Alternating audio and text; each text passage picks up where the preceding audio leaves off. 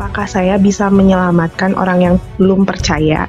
Karena di dalam kitab para rasul dikatakan bahwa percayalah kepada Tuhan Yesus dan kamu akan diselamatkan, kamu dan seisi rumahmu. Oh sorry, sebelumnya Rista keyakinannya dari Kristen? Kristen, cuman kebetulan ayah berlainan keyakinan seperti itu. Oke, sudah sejak lama berlainan? Memang dari pernikahan awalnya juga beda keyakinan seperti itu. Gitu ya. Oke. Jadi maksudnya gini, kalau menginjili, saya nggak mau menginjili banget gitu ya, karena menurut saya kan itu pilihannya Tuhan juga kan. Kalau Tuhan berkenan pasti akan terpanggil.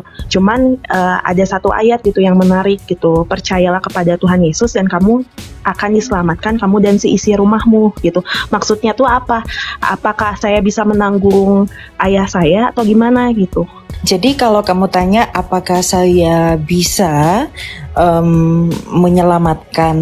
menyelamatkan ayah saya, kalau kamu berpikir bahwa percayalah kepada Tuhan Yesus, maka satu orang diselamatkan dan seisi rumahnya juga diselamatkan.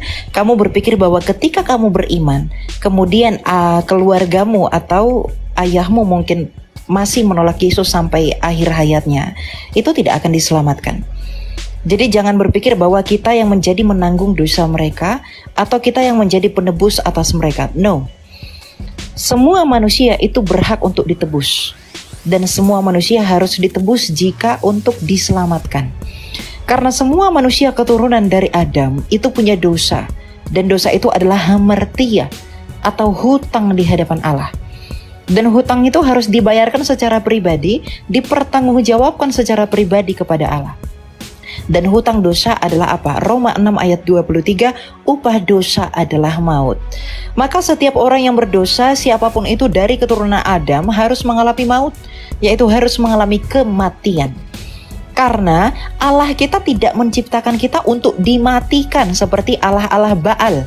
Tetapi Allah kita menciptakan kita untuk membagi kasih-Nya untuk tujuan kekekalan. Tapi Allah kita juga menciptakan manusia itu dengan kehendak bebas, di mana dengan kehendak bebas ini kita jatuh ke dalam dosa dari nenek moyang kita yaitu Adam.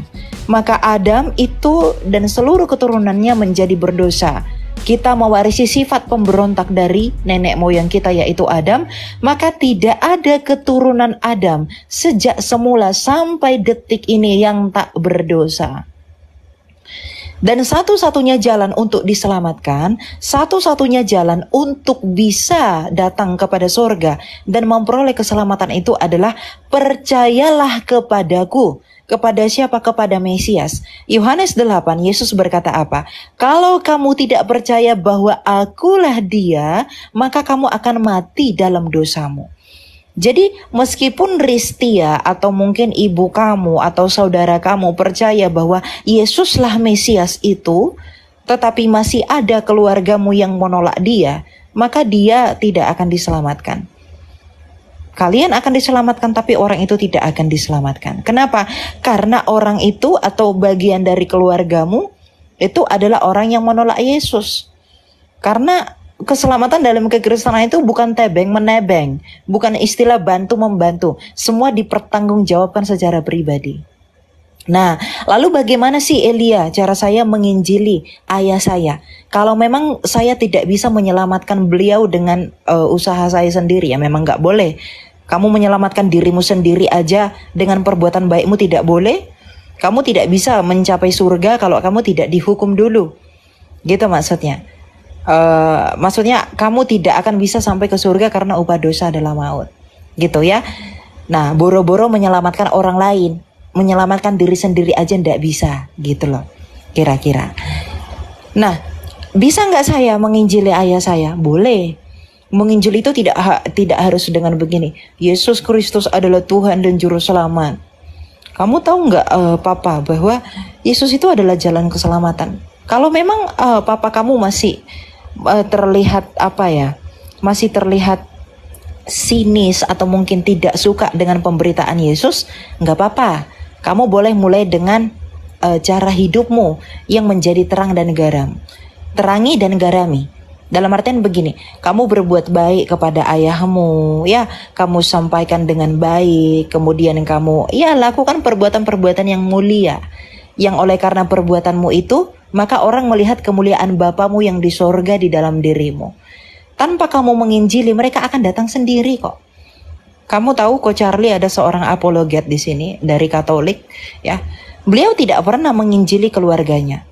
Tapi pada akhirnya keluarganya yang datang sendiri kepada Tuhan Yesus. Kenapa? Karena melihat bahwa Kristus itu berbuah di dalam pribadi Ko Charlie itu. Kamu juga harus demikian.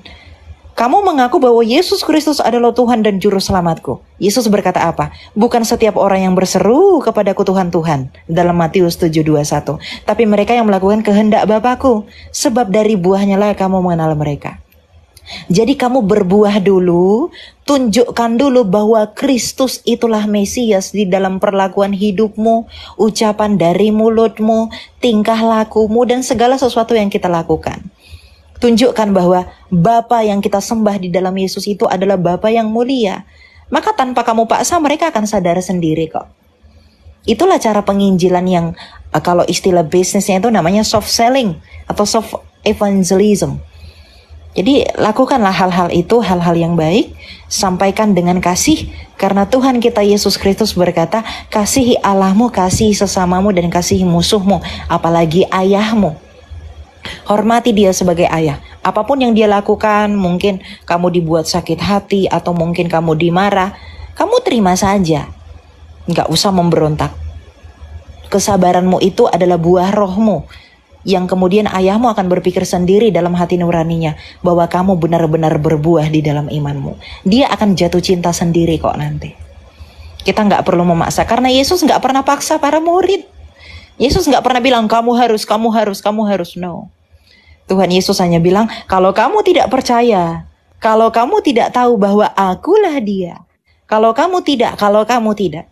Yesus hanya bersaksi tentang dirinya. Tapi banyak tau orang percaya dia? Banyak. Banyak orang yang mengikuti dia. 5 roti 2 ikan diikuti berapa orang? 5.000 orang. Petrus itu membaptis berapa orang? Gitu. Akan ada yang percaya dari buahnya. Karena dari buahnya lah kita dikenal oleh dunia. Kak, maaf saya potong. Tapi ada sisi lain kan di dalam Yohanes 15:16 itu kan, bukan kamu yang memilih aku, tetapi akulah yang memilih kamu. Berarti kan kalau Tuhan sendiri juga tidak memilih ayah saya, ya saya mau seperti apapun menunjukkan itu tetap akan menolak juga kan. Sisi lain berarti kan ada otoritas Tuhan yang memang bekerja gitu untuk memilih dan tidak memilih. Kamu tahu gitu. dari mana? Kamu tahu dari mana Tuhan belum memilih ayahmu? Kamu belum tahu. Semua belum ada yang tahu di dunia ini bahwa Tuhan telah Karena memilih. gini, aku udah 28 tahun dan ibaratnya ini udah terlalu lama lah gitu, kita pisah jalan gitu. Orang Kan yang mau pasti begini, satu ketika kan ada kerinduan ingin bersama-sama gitu. Ibadah bareng seperti itu. Jadi kayak udah ngerasa putus asa aja gitu. Masa gini terus gitu. Iya, saya paham itu. Siapa tahu di akhir hidupnya, detik-detik terakhir dia menerima Yesus. Kamu malaikat di surga bersuka cita loh mendengarkan itu. Kita nggak tahu. Jadi kalau kamu bilang, bukankah dalam kitab Yohanes 15, kalau bukan kamu yang pilih aku, tapi aku pilih kamu, betul. Tapi tahu nggak sih kita tahu nggak kapan Tuhan pilih kita? Tuhan pilih saya sejak bayi. Tapi bisa nggak Tuhan pilih orang lain hampir kematiannya? Tapi bisa nggak Tuhan pilih seseorang 2 tahun sebelum dia mati? Ada yang Tuhan pilih 2 tahun sebelum dia meninggal. Ada yang Tuhan pilih memang sejak lahir. Ada yang memang Tuhan pilih sejak dia sakit. Semua itu sesuai dengan tujuan dan kehendak Tuhan. Percaya pada hikmat Allah. Lakukan bagianmu, Tuhan lakukan bagiannya. Bagian kita apa? Injili mereka dan hiduplah menurut Injil. Yang lain masalah hidayah dan lain-lain itu urusan Tuhan. Kita nggak perlu berperkara mengenai itu. Percaya pada hikmat Tuhan ya.